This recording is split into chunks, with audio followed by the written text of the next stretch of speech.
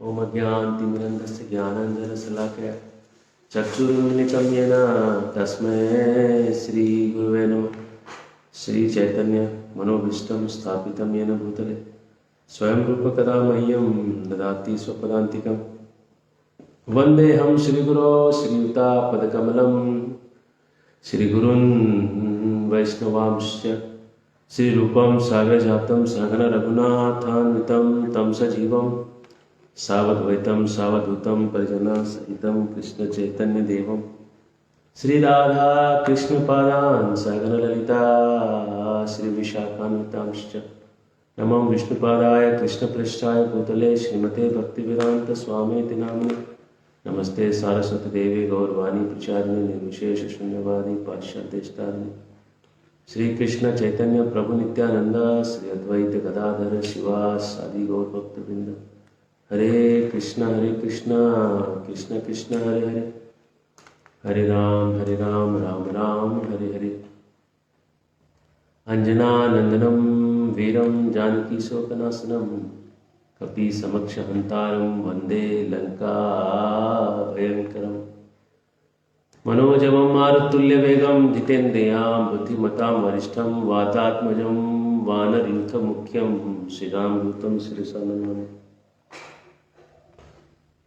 जनकसुता जगजननी जानकी अतिशय प्रिय करुणा निधान की। ताके जुगपद कमल मनाऊं जासु कृपा निर्मल मति पाऊं। हरे कृष्ण। रामायण के इस सत्र में आपका स्वागत है और सत्र का नाम हमने लैमेंटेशन शोक रखा है। शोक का क्या उपाय है? शोक का उपाय तो हम अंत में बताएंगे, लेकिन शोक करने से क्या क्या होता है सो देखिए।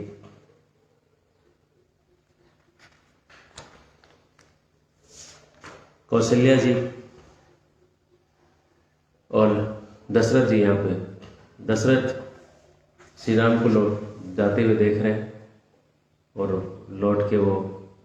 लौट के जब आते हैं तो बड़े दुखी हैं, बड़े विलाप कर रहे हैं और देख रहे हैं कि सब तरफ जो इस तरह से दिख रहा है कि जैसे कि कोई मरने के बाद कोई मरघट से जब लोग वापस लौट के आते हैं तो कैसे घर में प्रवेश करते हैं, कोई बात नहीं करता किसी से, चुपचाप रहते हैं, कोई उल्लास नहीं होता है, कोई हर्ष नहीं होता है। वैसे ही सब लोग अपने अपने घरों में प्रवेश कर रहे हैं। ऐसा लग रहा है जैसे पानी के बहुत बड़े झील में कोई नाग रहता था और उस नाग को गरुड़ ने उठा के उसको ले गए वहां से। तो जो नाग जब चला जाए तो झील की जो एक ख्याति थी वैसे खत्म हो जाती। ये थोड़ा नेगेटिव एग्जांपल है लेकिन इफेक्ट में सही है। उस झील का जो नाम था वो खत्म हो जाता है और जब वो झील का नाम खत्म हो जाता है तो वैसे ही यहाँ अयोध्या की ख्याति खत्म हो गई। और जब ये दशरथ उनके दाहिने तरफ कौशल्या जी आ गई और बाईं तरफ कैकेयी आ गई। कैकेयी के आते ही उन्होंने कैकेयी को हटा दिया। वाम साइड, बाएं के साइड में जो पत्नी रहती है वो ज्यादा प्रिय कहलाती है। तो बाएं की तरफ कैकेयी आ गई थी, उसको हटा दिया। ओके कैकेयी तू हट जा, मैंने जो तेरे साथ फेरे लिए थे, तेरे साथ जो परिणय किया था, उस बंधन को मैं तोड़ देता हूं। मैं तुम्हें देखना भी नहीं चाहता, मेरे अंगों को स्पर्श भी मत कर। न ही तू मेरी भार्या है और न ही तू मेरी संबंधी भी है, न तेरा मेरा कोई संबंध भी नहीं। तेरा आश्रय जो लेते हैं उनका भी मैं स्वामी नहीं। मंथरा, भरत, जो तेरे साथ लग गया उससे मेरा कोई लेना नहीं। न तो मैंने तेरा पानी ग्रहण किया है और न तुझे साथ लेकर अग्नि की परिक्रमा की। तेरे साथ का सारा संबंध इस लोक और परलोक के लिए मैं त्याग देता हूं। मेरा जो भी पुण्य है वो तुझे न मिले और तेरा जो भी पुण्य है मुझे न मिले चले। और अगर तेरा पुत्र भरत राज्य पाके खुश है तो भरत से भी मुझे कोई संबंध नहीं। मैं मरूंगा तो उस मेरा पिंड दान करने के लिए भी ना आए, अग्नि भी ना दे, जल भी ना दे। और इस तरह से कैसे कैके को हटा देते हैं। और कौशल्या जो है, कौशल्या के साथ कौशल्या के महल में प्रवेश करते हैं स्वेच्छा से। ऐसा जैसे कोई जानबूझकर ब्राह्मण की हत्या कर डाले या हाथ से अग्नि का स्पर्श कर ले और उसमें जो दुख होता है, उसी प्रकार दशरथ जी को अपने ही दिए हुए वरदान से दुख हो रहा था। हाथ को अगर आप आग में रख लीजिएगा खुद से जान के तो कैसा दुख होगा, या जैसे दांत कभी कभी काट लेते हैं तो खुद से कटा हुआ दांत को कैसा दुख होता है। क्या करें, किसको डांटेंगे, किसको समझाएंगे। वैसे ही उनकी हालत थी, वरदान खुद दिए थे और उस खुद दिए हुए वरदान से उनको दुख हो रहा था। और दशरथ महाराज शोक करने लगे हैं, विलाप करने लगे हैं। कौशल्या के भवन में प्रवेश करके पलंग में चढ़ गए हैं। दशरथ महाराज का मन बहुत ही चंचल हो रहा है, मन मलिन हो रहा है। और ऐसी स्थिति में कह रहे हैं अब पता नहीं कि 14 साल के बाद जब वो लोग आएंगे तो उसको देखने के लिए कौन बचेगा। देखिए आदमी का जो शब्द है ना, उसके मन की स्थिति को बतला देती है। इसको अगर आप तर्क के हिसाब से देखेंगे इस लाइन को, क्योंकि अभी आप आचार्य ट्रेनिंग कर रहे हैं, तो आचार्य ट्रेनिंग के जो विद्यार्थी हैं उनके लिए किसी भी चीज़ को एक लेवल और एक गहरे लेवल पर भी जाना कम से कम आवश्यक है। बहुत नीचे नहीं जा सके तो कम से कम एक लेयर नीचे तो सोचना ही चाहिए। कह रहे हैं कि 14 साल की अवधि तक जो जीवित रहेंगे और अयोध्या में पुनः लौटे हुए राम को हृदय से लगाकर देखेंगे, वे ही वास्तव में सुखी होंगे। मतलब भाव यह है कि 14 साल मैं नहीं जी पाऊंगा, 14 साल जी के मैं उस सुख को अनुभव नहीं कर पाऊंगा। यह भाव से दशरथ इस बात को कह रहे हैं। और कौशल्या को कह रहे हैं, कौशल्या मेरी दृष्टि राम के साथ चली गई और अब नहीं लौटी, मैं तुमको देख भी नहीं पा रहा हूं, मतलब अंधे हो गए। एक बार अपने हाथ से मेरे शरीर का स्पर्श तो करो। और ये करते हुए कौशल्या बहुत दुखी हो गई, पास आके बैठ गई और बहुत रोने लगी। पति का आंख अंधा हो चुका है, बेटा जा चुका है, बहू जा चुकी है, बेटे समान लक्ष्मण जा चुके हैं, रात का समय हो रहा है, अंधेरा छा गया है। कौशल्या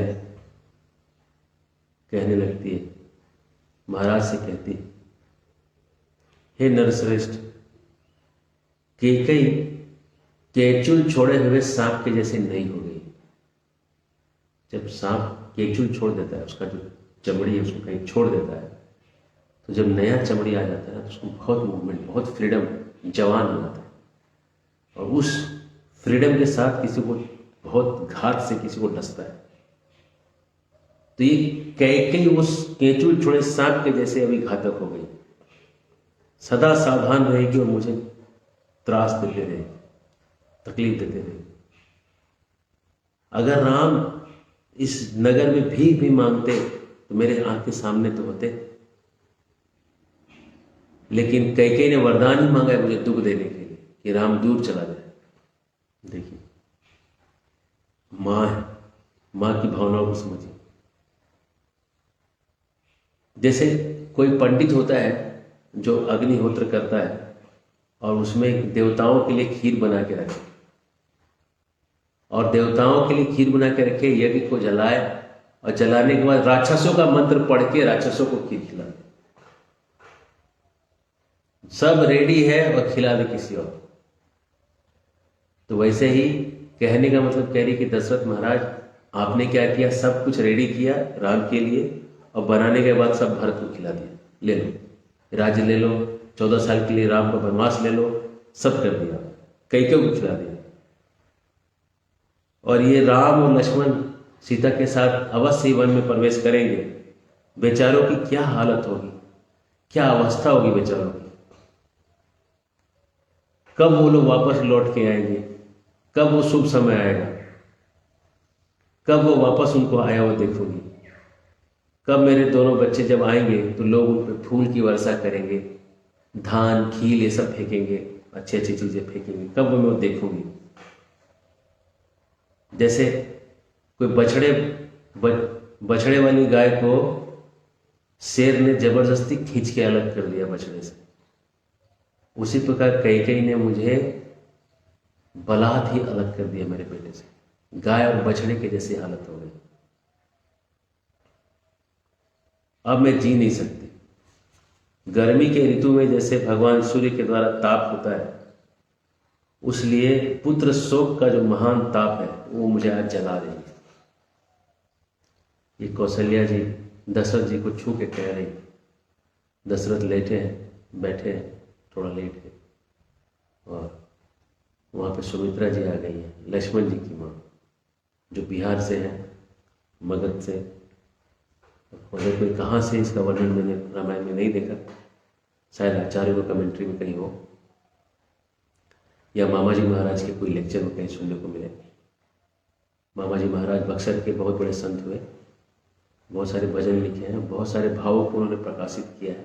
परम पूज्य राधा गोविंद महाराज उनको एक जेन्युइन संत के रूप में देखते हैं, और बहुत ही उनमें उनकी बहुत ही अगाध आदर है। तो सुमित्रा जी जो है, जो लक्ष्मण जी की माँ है, वो कहती है कौशल्या को, कहती हैं, आर्य आपका ऐसा रोना व्यर्थ है, ऐसा विलाप करना एकदम व्यर्थ है, रोने धोने से क्या लाभ। बहन जो राज्य छोड़कर अपने महात्मा पिता के को सत्यवादी बनाने के लिए वन में चले गए हैं, ऐसा महाबली श्रेष्ठ पुत्र श्री राम उस उत्तम धर्म में स्थित है, तो तुमको फिर ऐसे व्यक्ति के लिए शोक करने का क्या कारण है? शोक क्यों करना चाहिए और क्यों नहीं करना चाहिए, ये तो पहले पता हो। अगर धर्म उठा है तो शोक करने का क्या बात है? अगर धर्म डूबा है तो शोक करने की बात है। जैसे कि कोई घर जाके बोले कि मैं मंदिर ज्वाइन कर रहा हूं, सब लोग शोक करने लगते, हाय हाय बेटा, हाय रे बेटा, बेटा मेरा हाय रे हाय, सब लोग रोने धोना चालू कर देते। फिर वो पिताजी गर्म हो जाते हैं, माता जी ठंडी हो जाती है, या कभी माता गर्म हो जाती है, उल्टा भी होता है कहीं। कभी कभी बगल अगल वाले लोग आ जाते हैं, कहते बेटा आवारा हो गया है, सब लोग उसको डांट डपट के समझाने लगते हैं, और सब लोग कोशिश करते हैं कि वो जो है मंदिर जाके ब्रह्मचारी न बने। अब ये ब्रह्मचारी जो है पूरा ट्रेनिंग लेके निकला है। बीच में बहुत सारे वीडियोज आए थे कि इस्कॉन मंदिरों में ब्रह्मचारी बना दिए जाते, तो मैंने उस पर काउंटर एक वीडियो दिया था कि कैसे ब्रह्मचारी कोई बन जाता है। पहला चीज है कि वो जब ब्रह्मचारी जिसको बनना है, वो पहले उसके अंदर कुछ वैराग्य है, तब तो इतना बड़ा चीज कर रहा है। दूसरा चीज है, वैराग्य के बाद उसको ऐसा कोई गाइडेंस करने वाला है जो गाइड कर रहा है। तीसरा चीज है कि जब वो घर में जाके बोल रहा है, इसका मतलब वैराग्य में कुछ दम है, तब तो जाके घर में बैठा है, तब तो सब छोड़ने की बातें कर रहा है। त्यक्त्वा सुविस्तजम, जो बहुत दुष्कर चीज है, ऐसे चीज को उन्होंने त्यक्त्वा छोड़ दिया है। तो इसका मतलब ये कुछ अंदर से भक्ति है, कुछ वैराग्य है, कुछ दुनिया का अनुभव है, कुछ गाइडेंस है, कुछ शास्त्रों का ज्ञान है। सब मिलके ऐसा एक समीकरण बना रहे हैं कि वो घर में बैठ के जाके आराम से बोल रहा है कि मैं धर्म के लिए अपना जीवन देना चाहता हूं। अब घर वालों का रिएक्शन क्या होता है? किसने तुम्हारा दिमाग खराब किया? किसने भेद किया दिमाग को? होशियार बच्चे ऐसा नहीं करते, बेवकूफ बच्चे ऐसा काम करते। तो ये ऐसे ही चीजें, स्थिति जो है शास्त्रों में कई बार देखने को मिली है। जब नारद मुनि ने दक्ष के पुत्रों को ब्रह्मचारी बना दिया, 10,000 बच्चों को एक साथ ब्रह्मचारी बना दिया। वह सलस्वज, हरस्व और सलस्व, ये 2 बैच थे। उसके बाद उन्होंने 1000 बच्चों को और भी बना दिया। और जब ये बना दिया तो दक्ष ने बहुत जोर जोर से चिल्लाना चालू किया, अरे ये बच्चों को तो अभी दुनिया का ज्ञान ही नहीं था, उनको मैच्योरिटी नहीं था, उनके अंदर भोग किया ही नहीं था, तो भोग किए बिना ही उनको कैसे वैराग्य दे दिया तुमने जाके?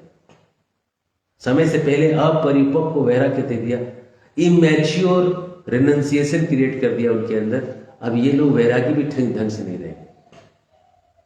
यही चीज घर वाले बोले कि इसमें क्या है, ये तो बच्चा है, इसको किसी ने बिगाड़ दिया, इमैच्योर है, इसका वैराग्य क्षणिक है, ऐसा कह के इसको उल्टा बोलेंगे। उसके बाद बोलेंगे कि ये जो जिसने भी ये किया है वो विष्णु का भी सही भक्त नहीं है, क्योंकि विष्णु का सब भक्त तो सबके कल्याण के लिए काम करते हैं, तो हमारे कल्याण के लिए काम क्यों नहीं हो रहा? देखिए, विष्णु का भक्त जो गुरु जी हैं उन्होंने उसको जरूर ब्रह्मचारी बनने की प्रेरणा दी है और वो बन गया है। इसका मतलब ये है कि वो समाज, बड़े समाज के कल्याण के लिए सोच रहा है, आपके एक घर के लिए नहीं सोच रहा है। आप केवल एक घर की सोच रहे हैं, आप सोच रहे हैं कि हमारे घर का बच्चा जो है ये काम नहीं करना चाहिए, कोई दूसरा करेगा ना तो ठीक है। सबको चाहिए शिवाजी महाराज, क्रांति सबको चाहिए, परिवर्तन सबको चाहिए, समाज में बदलाव सबको चाहिए, लेकिन वो शिवाजी अपने घर में नहीं, पड़ोसी के घर में चाहिए।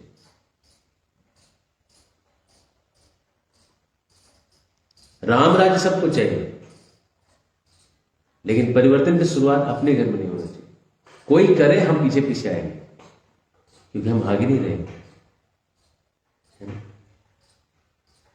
एक महात्मा थे भारत में, नाम में महात्मा था, कहते हैं कि Gandhi was a politician amongst the saints और saints amongst the politician. That is good question. Mahatma Gandhi संतों के पीछे एक राजनीतिक थे कि राजनीतिकों के बीच में एक संत थे? ये तो बड़ा सवाल है। तो चांस यही है कि वो संत तो थे ही नहीं। तो संत जो होते हैं वो, संतों के जो गुण होते हैं वो केवल गीता पढ़ के, संतों का पहला गुण है, प्रभुपाद जी कहते हैं कि वो परंपरा में आएंगे, उनका कोई गुरु होगा, उनके गुरु के गुरु होगा, अपने मन गढ़ंत बात नहीं कहेंगे। प्रभुपाद जी ने एक लेटर लिख के उनको वार्न किया था कि आप जल्दी से राजनीति से अलग हो जाइए, नहीं तो आपको मार दिया जाएगा। लेकिन उन्होंने शायद लेटर पढ़ा ही नहीं, यह लेटर उन तक पहुंचा ही नहीं, गांधी जी के हाथ तक पहुंचा ही नहीं। और गांधी जी उसके बाद, प्रभुपाद जी के लेटर मिलने के बाद गांधी जी की हत्या हुई। उनको ये करना चाहिए था, सब छोड़ के हिमालय जाके राम राम जपना चाहिए।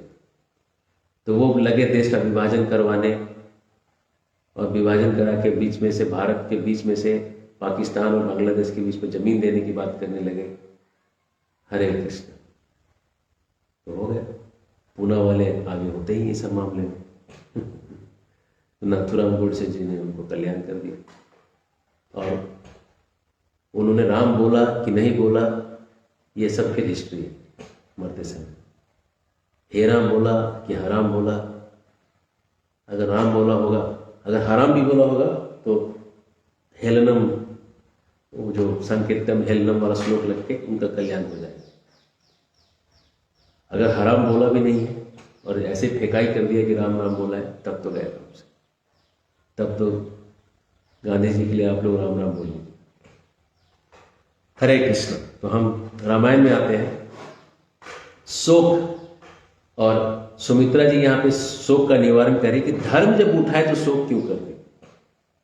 और ये चीज आप बहुत ही सूक्ष्म पॉइंट है कि धर्म उठने के बाद शोक करने का पॉइंट ही नहीं बचता। अगर धर्म उठाए तो शोक मत करें।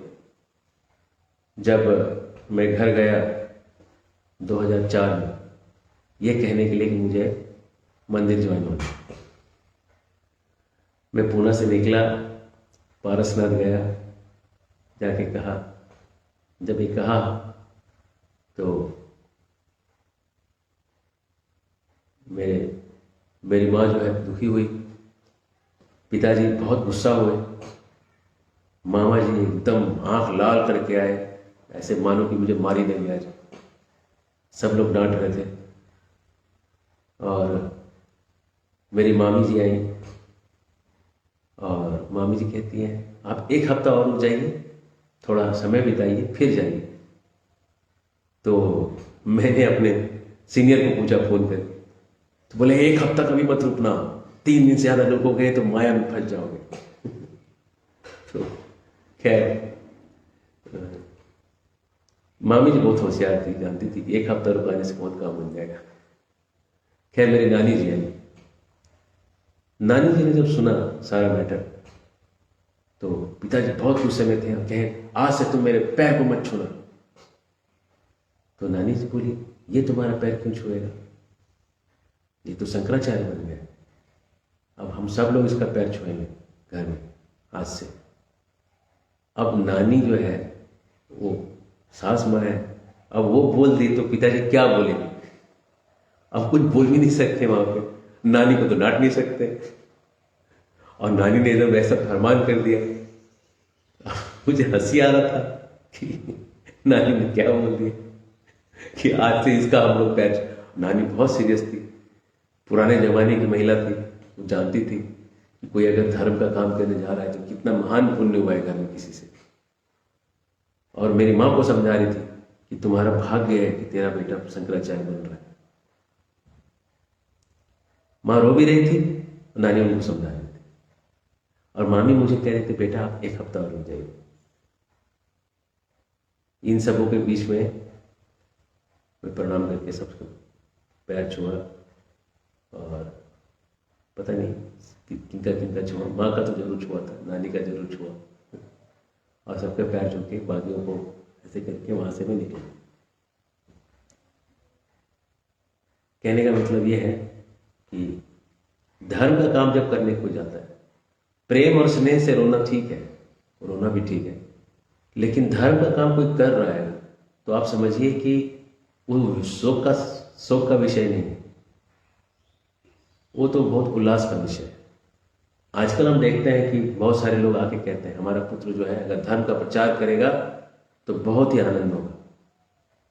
आजकल समाज में इतना गिरावट आ चुका है कि लोग कहते हैं कोई धर्म का प्रचार करेगा तो बहुत अच्छा, एक बेटा हमारा चला जाएगा, धर्म का ही प्रचार करेगा। तो सुमित्रा जी यही यहां समझा रही है कि धर्म का काम जब हुआ है, धर्म जब उठा है, तो आप रो किस लिए रो ये बताओ। ये जो बिहार के जो लोग होते हैं तर्क में पड़े आ जाते हैं, किसको कैसे भी समझा सकते, ऐसे वैसे वैसे वैसे का वैसे, किसी को भी कैसा समझा सकते।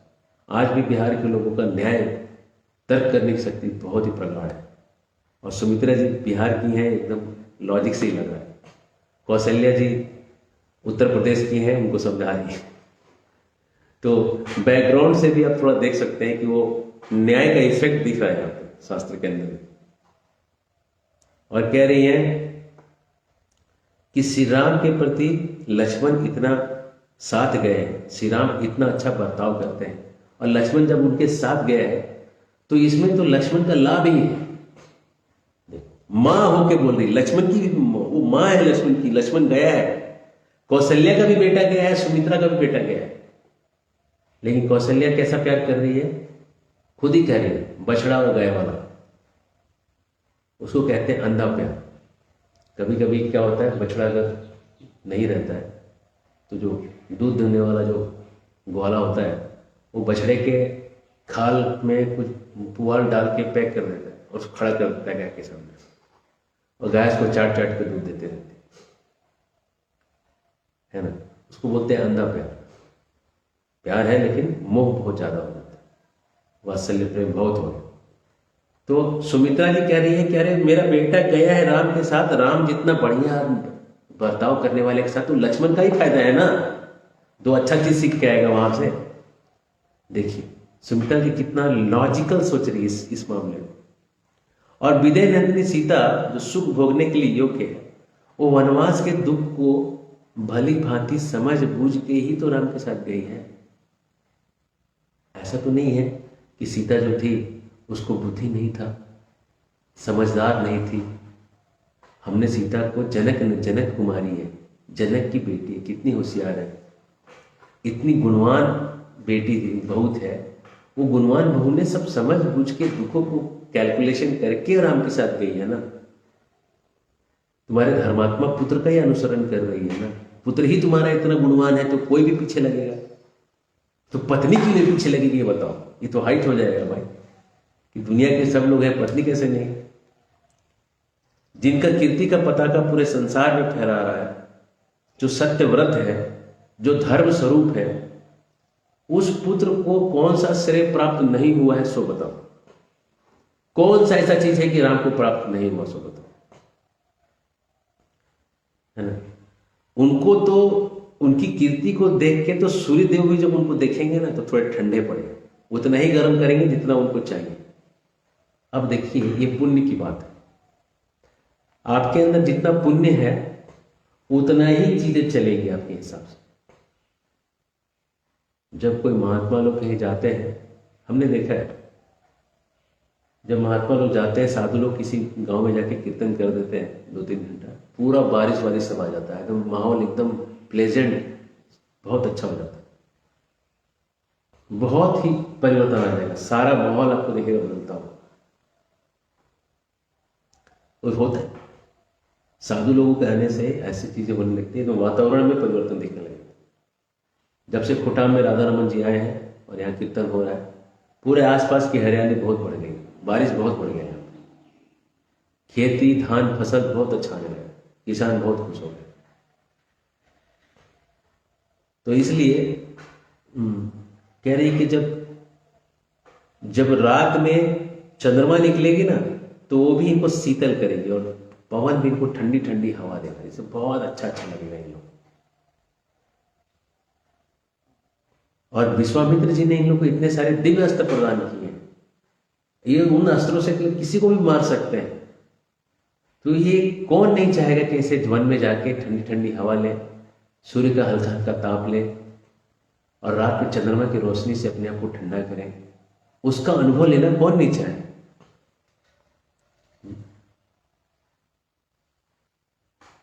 और उनके बाणों के लक्ष्य से तो शत्रु का विनाश होता है, तो जहां भी जाएंगे वहां के लोगों को तो आश्रय ही देंगे, है ना।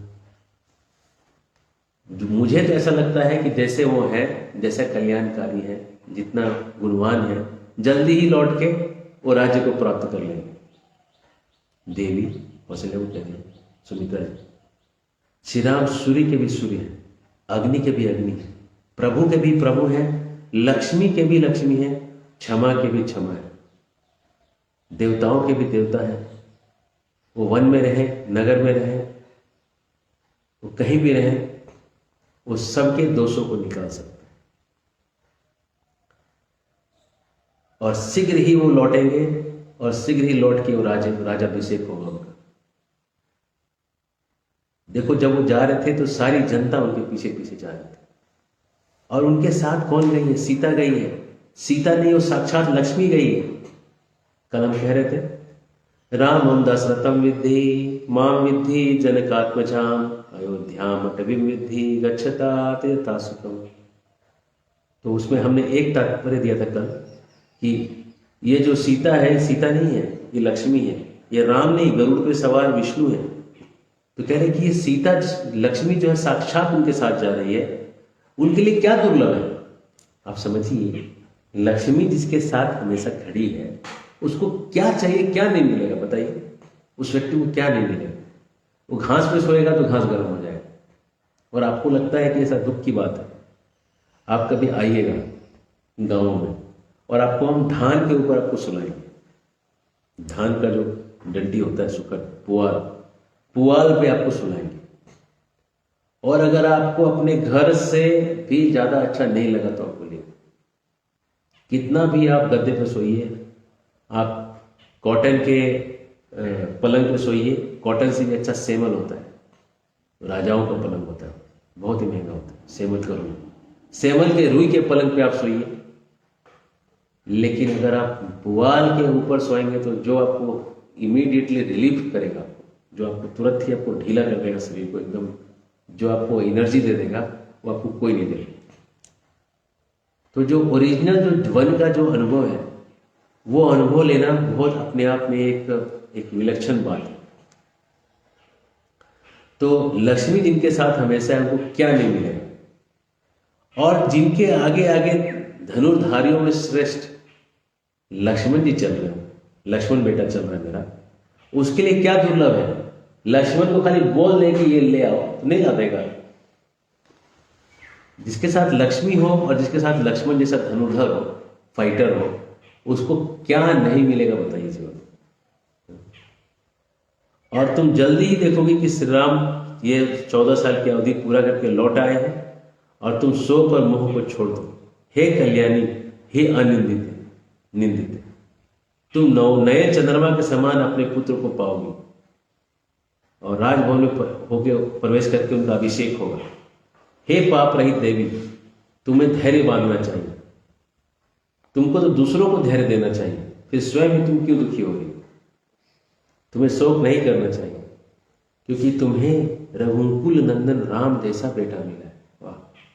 पायो जी मैंने राम रतन धन पायो। मीराबाई थोड़ा सा राम का दर्शन करके ये भजन लिख देती, तो कौशल्या जी को कितना बड़ा भजन लिखना चाहिए नहीं? वस्तु अमौलिक दी मेरे सतगुरु, वस्तु अमौलिक, वस्तु अमौलिक दी मेरे सतगुरु, कृपा करी अपनायो, पायो जी मैंने राम रतन धन पायो। थोड़ा सा राम का भक्ति करने से, राम के दर्शन होने से आप इतना सुंदर सुंदर भजन लिखते हैं। जिसका सच में बेटा राम हो, कौशल्या हरि पालना झुलावे, हलरावे डुलरावे, हलरावे डुलरावे, कौशल्या हरि पालना झुलावे। कौशल्या जी हरि के पालन को झुला रही है, अपना बेटा है। विश्वामित्र मुनि तो यही कहते हैं, कौशल्या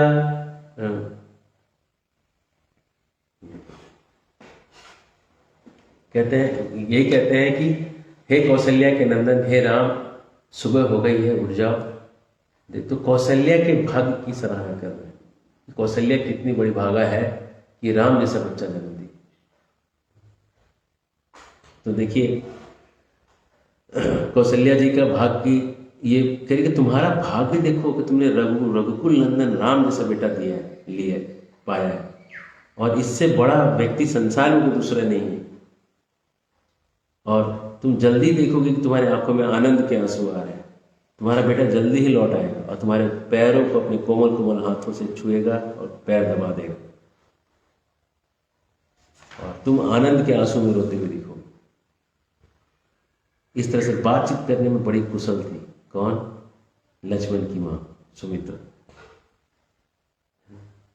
और वो इस तरह से बातचीत करके चुप हो गए और कौशल्या जी का सारा शोक खत्म हो गए, विलीन हो गए, गायब हो गए, अब रहा ही नहीं, बचा ही नहीं। और इस तरह हम देखते हैं इस शोक को खत्म करना जो है बहुत जरूरी है। और शोक को खत्म करने के लिए यहाँ पे क्या किया कौशल्या जी ने, सुमित्रा जी ने कौशल्या जी के भाग्य को गिना गिना के बताया। देखिए जो गिनिएगा बढ़ जाएगा, आप जो गिनिएगा जीवन में बढ़ेगा। क्यों बढ़ेगा? क्योंकि भगवान जो है ना आपकी इच्छाओं को पूरा करना चाहते हैं, इसीलिए तो परमात्मा रूप में आते हैं, इसीलिए तो जीव के साथ हमेशा घूमते हैं और देखते हैं कि जीव एक चीज को चाह रहा है, कोशिश करते हैं कि उसको दे दें। कुछ खराब भी है तभी भी देते हैं, क्योंकि यही तो प्रेम है। क्योंकि जब वो खुद के अनुभव से जब वो सीख के उठेगा तो दोबारा गलती नहीं करेगा। इसलिए चोर को चोरी करने के लिए प्रेरणा देते हैं। चोर को चोरी करने का भी आइडिया कौन देता है? भगवान ही देते हैं। पुलिस को चोर को पकड़ने का आइडिया कौन देता है? भगवान ही देते हैं। और घर में जो प्रार्थना करते हैं, भगवान आज मेरे घर में चोरी ना हो, ये प्रार्थना भगवान ही करने को देते हैं। और चोर उधर बाहर होता है, उसकी बाएं आंखें फड़कती है, ये समझ जाता है कि बाहर कोई चोर है ना। तो ये भगवान से प्रार्थना करता है, घंटी बजाता है, हल्ला हंगामा करता है, चोर भाग जाता है। कहीं कहीं चोर जाता है अंदर वाला सोच रहा है बाई आंख फड़कती है, हम उसको मानते नहीं, वो सो जाता है। चोर अंदर आके चोरी करके चला जाता है। तो भगवान कहते हैं तुम मानोगे नहीं, हमको तो ऐसे नहीं मानोगे, तुम ऐसे मानो, हमने तो बाई आंख फड़काई थी, अब तुम समझे नहीं तो गए काम से। चोर ने भी अपना हाथ साफ कर लिया। आप बोलेंगे मेरे घर में कोई चोरी हुआ, चोर को चोरी करना था, और चोर को चोरी करने के तो सजा मिलेगा, जिसने चोरी किया है उसको उसकी सजा मिलेगी। तो यहां हम देखते हैं कि जो शोक है इसका निदान हम समझा के उसके पॉजिटिव साइड को हम बता सकते हैं, और ये सुनने के बाद 90% लोगों का शोक चला जाएगा। 100 में से 90 लोगों का शोक खत्म हो जाएगा, उनके अच्छाइयों को गिनाने से। आप बोलेंगे 10% का तो नहीं जा रहा है, तो क्या आप भगवान हैं जो सबका शोक दूर कर देंगे? आपको अपने आप को भगवान समझने से दूर होना होगा। आप दुनिया के सबके व्यक्ति का शोक दूर नहीं कर सकते, आप भगवान से सबको जोड़ सकते हैं, उससे 90% लोगों का शोक दूर हो जाएगा। जो भगवान से जुड़ने से दूर हो जा रहे हैं उनका शोक दूर नहीं हो सकेगा। जो भगवान के पास आए लेकिन वो श्रद्धा नहीं रखते ठीक से, उनका शोक दूर नहीं होगा। तो जिनका शोक दूर नहीं हो रहा है उसमें अगर आप ज्यादा घुसेंगे आपका श्रद्धा का नाश हो जाएगा। इसलिए आज एकादशी है, आप लोग ज्यादा नाम जपिए। सफला एकादशी है विशेष, और सफला एकादशी का महिमा ऐसा है कि 5000 साल तपस्या करने का जो फल है वो सफला एकादशी एक दिन करने को मिलता है। तो अगर 5000 साल तक अगर आप जन्माष्टमी करिए, बहुलाष्टमी करिए, राधाष्टमी करिए, बहुलाष्टमी करिए, सबका जो तपस्या का फल है वो एक दिन आज के एकादशी करने से आपको मिल जाएगा। अगर आप 24 घंटा सुबह से लेकर कल सुबह तक निर्जल रहे और रात को जगे तो आपको पूरा फल मिलेगा। शाम तक अगर आप रह गए और शाम के बाद आपने उसका प्रसाद एकादशी का फल कुछ ले लिया तो आपको आधा फल मिलेगा, मतलब 2500 साल का पुण्य मिलेगा। और अगर आपने 12 बजे तक आपने ये निर्जल किया है तो आपको 1/4 फल मिलेगा, 25%। मतलब फिर भी बहुत, 1225 सालों का तपस्या का फल भी बहुत होता है। मतलब एक एकादशी करने से, एक कहानी है सफला एकादशी के बारे में। एक लुम्पक करके एक राजकुमार था जो बहुत ही पापी हो गया था, और उसके पिता ने उसको गांव से, राज्य से निकाल दिया था। तो वो जाके जंगल में रहता था, और वो वहाँ पे अभक्ष्य जो नहीं खाना चाहिए वो खाता था। आप समझ लीजिए जंगल में अभक्ष्य क्या मिलेगा, वो खाता था। तो एक बार की बात है, यही सफला एकादशी का समय था, कृष्ण पक्ष पौष मास में। वो क्या किया कि ठंड के कारण, ठंड का महीना था, बरगद के पेड़ के नीचे बैठा, और बरगद का जो पेड़ है उसमें विष्णु का वास होता है। विष्णु को पूजा करने के लिए बरगद का पेड़ बहुत उत्तम होता है। तो उसी पेड़ के नीचे रह गया, और उसने कुछ किया नहीं, जगह ही ना रात भर, और उसको खाने के लिए कुछ था नहीं। तो दिन भर उसने खाना खोजा, बहुत थक गया था ठंड के कारण। तो उसमें कुछ अभक्ष्य जो है, मतलब नॉन वेज, वो नहीं मिला, और उसको जो मिला तो कुछ गिरे हुए फल, उसको लेके वो बैठा, और रात हो गया फिर, और रात को भी कुछ नहीं खाया, रात भर भूखा रहा। अगले दिन सुबह हो गया। जब सुबह हो गया अगला दिन, तो जो फल वो जमा किया था उसमें से उसने विष्णु को कुछ भोग लगाया। देखिए उसने बोला, हे विष्णु, मुझे अपने इस ठंड से, इस मरने वाली स्थिति से बचा लीजिए। और उसको लगा कि जैसे उसने भगवान को मन में भोग लगा के जो प्रसाद पाया, वो प्रसाद पाते ही तुरंत आकाशवाणी हुआ, और आकाशवाणी के माध्यम से ये बताया गया कि तुम वापस जाओ राजा के पास, तुमको राजा एक्सेप्ट कर ले।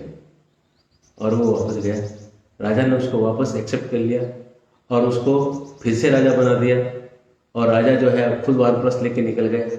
इसको एक सुंदर पत्नी मिली बाद में, और इसको एक सुंदर पुत्र का प्राप्ति हुआ, और उस पुत्र को इसने बाद में राजा बनाया। और उसके बाद ये जब इसका जीवन काल समाप्त हुआ तो वहीं से ये वैकुंठ गोलोक धाम को ये निकल गया। इस तरह से सफला एकादशी, एक एकादशी करने से इस जीवन में उसने परिवर्तन देखा, और जीवन के बाद वो गोलोक से चला गया। तो हम ये देखते हैं कि एकादशी कितना महिमाशाली है, कितना गौरवान्वित चीज़ है। आप जितना आप इस एकादशी को कर सकते हैं उतना अच्छा है, और एकादशी का पुण्य जो है इसको जमा करिए। इसको जमा करने से लाभ ही लाभ है ना। और हेल्थ के बेनिफिट्स तो आपको मिलेंगे, और बाकी जो आपके पाप हैं वो कट जाएंगे, जिससे कि दुनिया में दुख आते हैं, और आपको शक्ति मिलेगा आप लोगों को हेल्प करने के लिए। जितना आप ज़्यादा एकादशी करेंगे उतना अच्छा है। हरे कृष्णा। जय सीताराम लक्ष्मण हनुमान जी की जय।